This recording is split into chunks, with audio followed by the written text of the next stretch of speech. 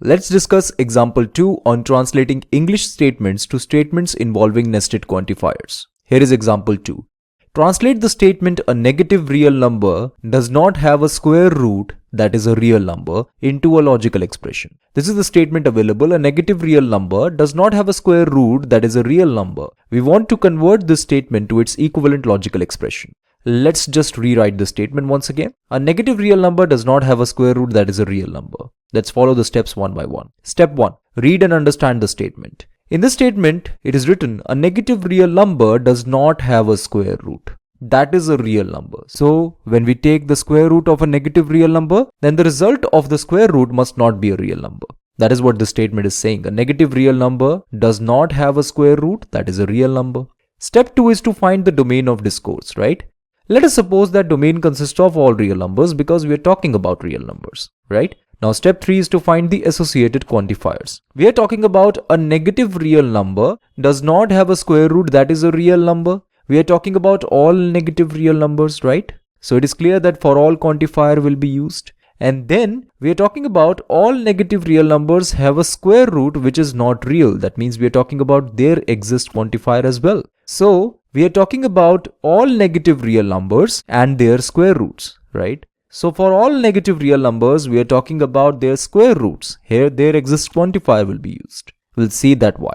Now step 4 is to rewrite the statement. We know the original statement is a negative real number does not have a square root that is a real number. Now we will incorporate all the quantifiers. For all real numbers, if a real number is negative, then its square root is not real.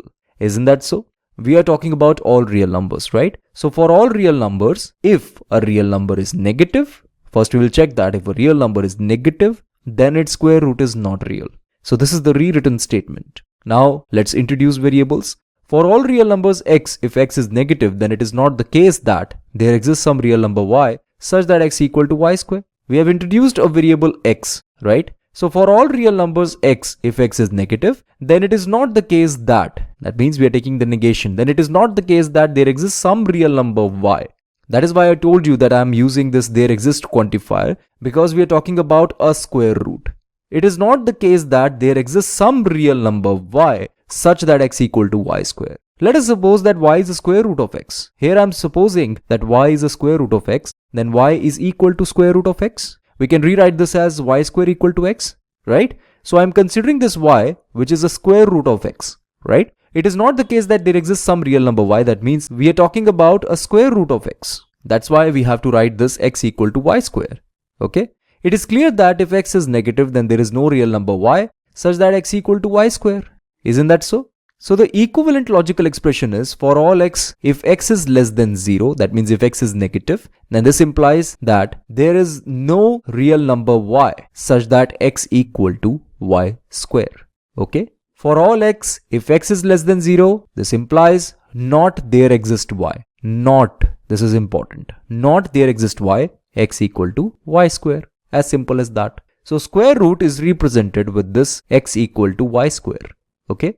We are talking about all real numbers. And if x is negative, then it is not the case that there exists some real number y such that x equal to y square. This is the way you are introducing the variables. There is a requirement of two variables, x and y. One is representing all real numbers. The other one is representing the square root of those real numbers. Okay? This must be clear to you.